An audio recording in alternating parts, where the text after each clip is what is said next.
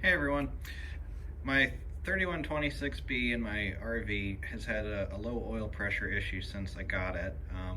Basically when it's hot, it runs right on the minimum edge of what the CAT spec allows for 1400 RPM and above. The spec is 6 PSI minimum at idle. I was getting around 12 or 13, and above 1400 RPM the min spec is 29. I was typically seeing around 32, but sometimes when hot, a couple times when really hot, I got it as low as 27 at about 15 or 1600 RPM. Regardless, I was never happy with those, and if you look at the 3126s, there's a lot of talk about low oil pressure being a common problem on these. So I decided I wanted to do something about it. The RV has 92,000 miles on it, so you'd think for a big diesel, or for a good diesel like a CAT, that you shouldn't have an issue, but I guess that's just one of the things these engines tend to have. So what I decided to do was replace the oil pump, and then while I was in there, I decided to pull a rod cap and a main cap to see what the bearings looked like. And once I pulled those, I decided to replace all the rod and main bearings as well. So I'm going to tell you a little bit about what I found now that everything's taken apart, and a couple of tips for putting it back together. So first thing here, I wanted to show the oil pump.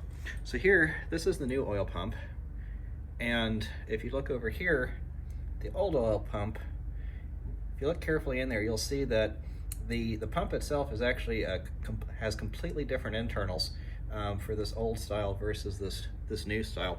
So if I had to make a guess, this was because of the issue of the common oil pressure issues on these engines, and this one is probably the updated oil pump that they had on the C7s.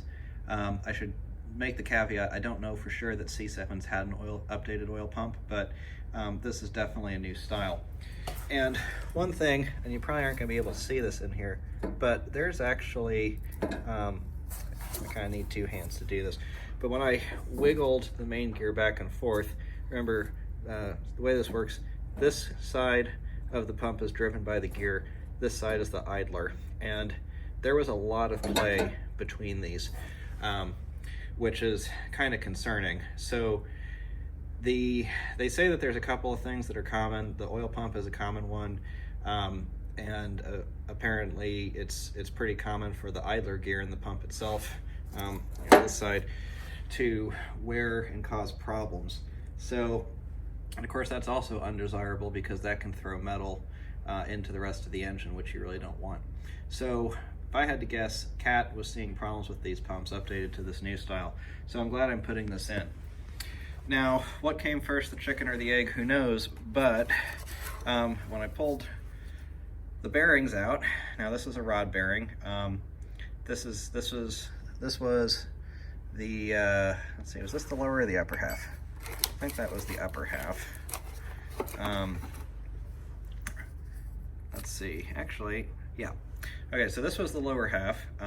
Remember on rods, the top half is the part that gets the most use and the most wear. This was actually the worst bottom one, and it looks a little bit worse because I haven't cleaned it. But the thing that I noticed, and this was actually the one that I pulled by chance, and I'm glad I did, is that the coating is kind of flaking off here. That's what this part is. All of the rod bearings, lower sides, did show wear of some sort. And then the top part here, you can see the coating's completely worn off in the middle, and it's starting to wear through. This is not the worst of the rod bearings as far as the top part goes, but they all showed quite a bit of wear. This was the thrust bearing. So the thrust bearing, I'll point this out later when I get underneath the RV. This is the 6th out of the 7 main bearings that exist on this engine. Thrust is definitely the hardest one to get out because it's in on the sides, not just on the top and bottom, but still not too bad. You can see here where it's pretty bad. Sides don't look terrible, but definitely worn. And then as far as the main bearings go, this lower part was definitely the worst. You know, on a main, the lower side is what gets all of the wear. But this one, you know, most of them, the top parts looked more or less new, and the bottoms just had minor wear on them. But this is the only one that had wear kind of like the top of all of the rod bearings did. And then here's another main. This was kind of the typical lower main bearing, you know, not great, not terrible. And then, you know, top part looks basically new. I'm actually taking, the reason I'm not finishing this job today is because I'm actually going to take a couple of the bearings that I got from Cat back, and I'm going to show you why. So this is one of the main bearings, and if you look carefully, you'll see kind of where my thumb is, see a little imperfection there. And it's one of those things that it's probably fine, but it's not like what any of the other bearings were, and so that concerned me. And then when I got into the rods, all of them were fine. And let's see, is this it? On this one you can kind of see what looks like sort of right in the middle at the bottom, which is of course the part that gets the most load on the bearing, but it looks like when they put the coating on there was kind of a drop. And that part concerns me because looking at some of the other rod bearings that I took apart or took out, where the coating was flaking off, it looked like it was probably one of these things where there wasn't an even application of the coating, and that's what probably caused it to flake off. So that bothered me enough that I decided, okay, I'm just going to take these back to Cat and exchange them, and put those on. You know, you're going to all this work, you may as well make sure that you're doing it right and not worrying about the parts that you get in. So that's kind of what I wanted to talk about in the garage. So next we'll go under the RV and I'll talk about a couple of things there. I guess before I go out to the RV, just maybe a couple things. You know, for 92,000 miles, like I said, it seems a little disappointing, you could say, that the engine needs rod and main bearings to get put in, or at least rod bearings. I probably could have gotten away without doing the mains, but I feel like, especially looking at that thrust bearing, it was worth doing. But a few things to remember about this engine. One is that Cat does specify 10W30 oil, which is, you know, fairly thin. Supposedly this is for the Huey pump because it's better for that. And, you know, maybe that is a little bit thinner than what the engine really wants. Typically diesels are running 1540, sometimes even thicker. But that could contribute to things. My guess though is that, being a motorhome, that the previous owners weren't good about doing oil changes when they were supposed to, and that was probably the biggest reason for the wear, combined with the fact that the oil pump was wearing through. And you know, you figure all of these things kind of start working together.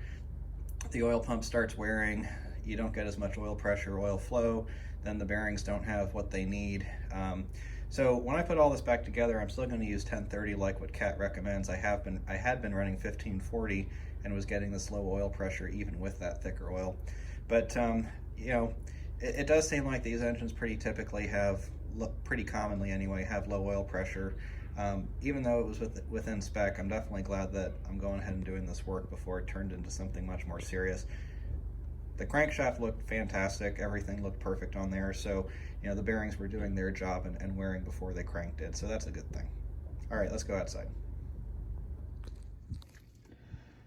All right, we're ready to put this whole thing back together now. I wanted to point out just a few things before I go ahead and put it all back together. So, see, I got the new oil pump on there. Got the mains.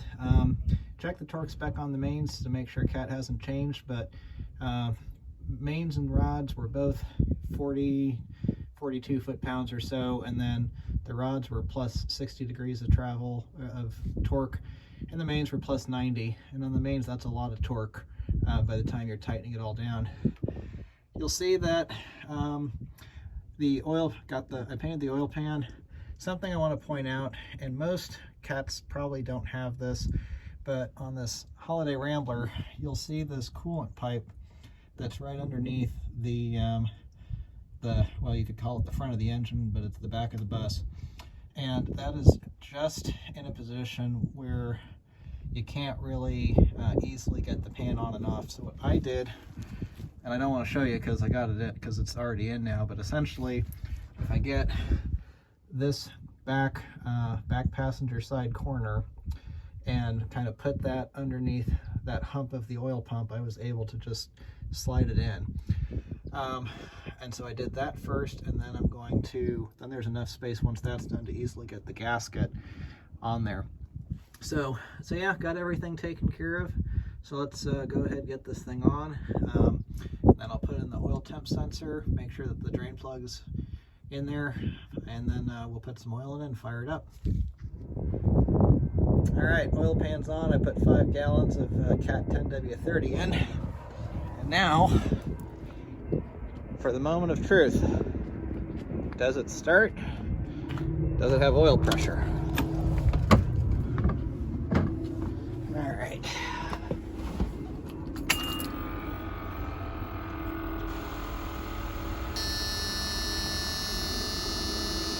So I definitely gave some thought to whether I should just try cranking it over, especially without the wait to start, or it's cold enough for the wait to start light to come on. So I was debating whether I should crank it over versus waiting for it to be proper to start.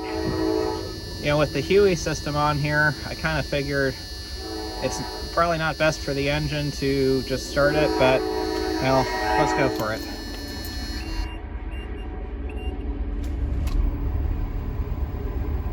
There she goes.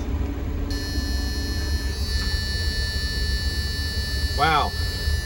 So that is more oil pressure than I've ever seen on there. Let's get this thing. Oh. Probably shouldn't have a video of my passcode on there.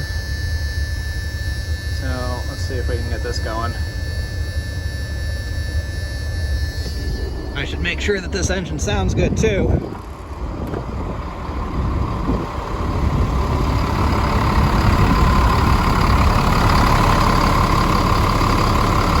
Yeah, it sounds great.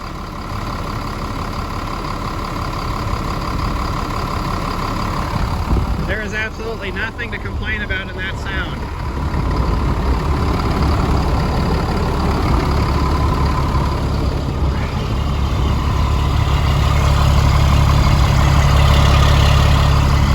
Sound of cat power. So let's see if we can see what the numerical value of the oil pressure is.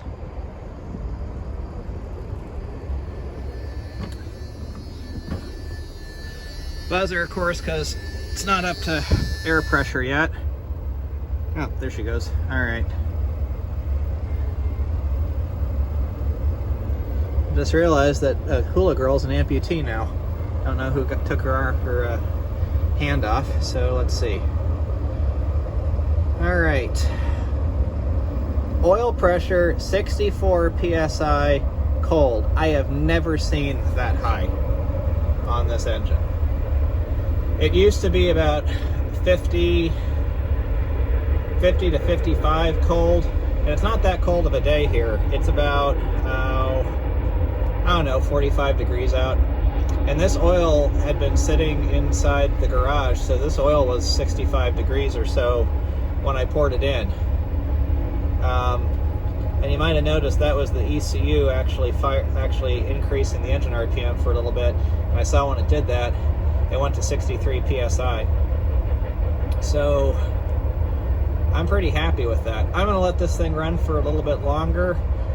Try to let it get up to temperature a little bit since everything sounds so good, and then let's see what it does once. Let's see what it does after it warms up a little bit, gets a little bit higher in temperature. Well, she's running great. You might hear that clanging sound and wonder what's going on, and I wondered that too. But right there. just that, it's just the whatever you call it, mud flap rattling against the exhaust. See? So that's nothing to worry about. I'm actually going to get a new exhaust on this thing before long, I imagine, because that's original and it's going to fall off before long, I think. It's pretty rusty. So, all right, so it's been running a while. I had it at fast idle for a bit. It's now back to normal idle. Coolant's up to 140, so it's definitely not operating temperature all the way. Oil is 42 down to 42 psi. So it'll get colder, or it'll get a lower pressure when it gets up to a full operating temperature, especially under load. But this is leaps and bounds better than what this thing was before. So I think it's pretty clear. I figured when I got the oil pump out and looked at the bearings that I knew that what the problem was, and this goes to show it. So before we end the video, I'm going to go inside and cut open the oil filter, and we'll see if there's any goodies in there. For now, I think I'll shut her down and say good engine. All right, let's go back inside. All right, got the filter cut open, and let's see what we find. I don't really feel like cutting the element apart. I just kind of want to see if there's any sort of big chunks in there. And I've never cut open a cat oil filter before. It's a big thing. So I'm not really seeing any, big chunks of metal. I'm not seeing anything that indicates a major interior problem with the engine, and that's good. I mean, let's see, maybe that's a little bit, no, I don't think that's anything to worry about. Maybe that there might be a little bit. It's hard to tell because I'm holding with one hand and trying to look with one hand and hold the camera phone with the other. But I used to cut open oil filters all the time on piston aircraft engines. That's just part of what you do at every oil change. And I mean, this is actually a pretty clean filter by my standards. Now, someone who cuts open cat filters all the time might look at this and say, Ted, you're an idiot. That looks terrible, but I'm not seeing anything in there that I'm concerned about. If anybody wants a coffee mug or a tumbler or something, I don't. But, all right, this is done, and we're gonna throw it right where it belongs, in the dumpster, complete with 5 gallons of Cat 1030. Well, I'll finish up the video in here. So at the end of the day, we changed out the oil pump, changed out the bearings, drilled a hole and welded in a bung for an oil temperature sensor. Painted the oil pan, which will hopefully maybe make it last a little bit longer. I did consider replacing the oil pan, but I decided not to. It wasn't leaking. There wasn't any signs on the inside of it rusting through, and it still seems like it's fine.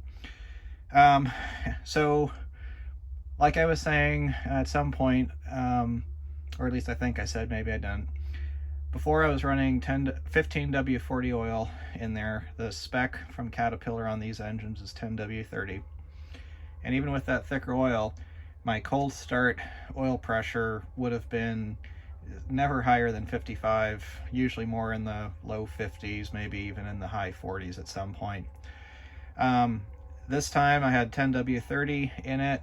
It was a cold start. The oil was really not even that cold because it had been in my garage where it was right around 60 degrees or so, and immediately came up to about 63 psi with the oil pump. Now, you know, keep in mind these are electronic gauges, so I don't know how long it took for it to come up to pressure, but it definitely did not take very long at all, because it was only a few seconds between when the engine started and when the oil pressure indication came up. Got the coolant to about 140 degrees, so the oil definitely was not at a maximum or even normal operating temperature. But the fact that the oil pressure was so much higher, once it had warmed up a bit, it was still 45 or 47 psi. And the fact that the oil pressure was so much higher than what I'd seen before with the thicker oil has me pretty confident I've solved my problem. I was confident when I saw the problems with the oil pump, specifically the significant lash between the gears and the condition of the bearings, so it's not a surprise. So in summary, this really isn't a hard job. You could do it in a weekend if you had all the parts. I had a couple of issues, but with one, Caterpillar had told me originally to just put on a silicone or a gasket maker RTV kind of thing. And I didn't want to do that because with the difficulty involved in getting the oil pan on, I didn't feel like that was going to end up having a good quality seal. But they have the gasket in stock, so I just got another gasket put it on. We'll see if it leaks. It may not. I mean, even if it seeps a little bit, I'm not going to be too upset. But I think the gasket was absolutely the way to go versus the RTV. I think the RTV would have just been really messy and not done a good job. Bearings really were not hard to change at all. If you haven't done it before, it's maybe a little bit intimidating. Just take your time, make sure you have a good torque wrench. Ideally, have a torque wrench that has that will give you degrees as well as foot-pounds, because remember, the torque specs on the rods and the mains are foot-pounds and then degrees after that. So I don't own one of those, so I was estimating it, but that's on my list of things to buy at some point for the workshop. And yeah, I think, one thing I would say also is that a lot of people were telling me along the lines that the oil pressure was within limits, and because it was within limits, I really shouldn't worry about it. But I used to design aircraft engines for a living, and one of the big things I always told people was limits are not goals. And the limit on this engine is 6 psi at idle, and I was down to about 11 or so, and 29 psi at 1400 or above. Now I was down to typically 32 to 34, but if I actually got down to 1400 and it was really hot, I did see as low as 27. So that was technically below limits in some situations, certainly not in all. But a lot of people said don't worry about it. Adept Ape, if you're watching this, you've probably seen his channel. He was on my side with it when I emailed him. He said that he thought it was a severe oil pressure issue, and I tend to agree with him. I think if it had gone too much longer, it would have gotten to a rod knock. So I'm really glad that I did this when I did. All in all, about $1,000 worth of parts, so it wasn't a cheap job to do, but it's a whole lot less expensive than having to replace an engine. So I hope you found this video informative, and if you're thinking about tackling this job yourself, or you have a low oil pressure issue on your 3126, I definitely would look at the oil pump and the bearings as potential items that could be causing it. So thanks again for watching. Leave any comments down below. Don't forget to like and subscribe, and have a good day.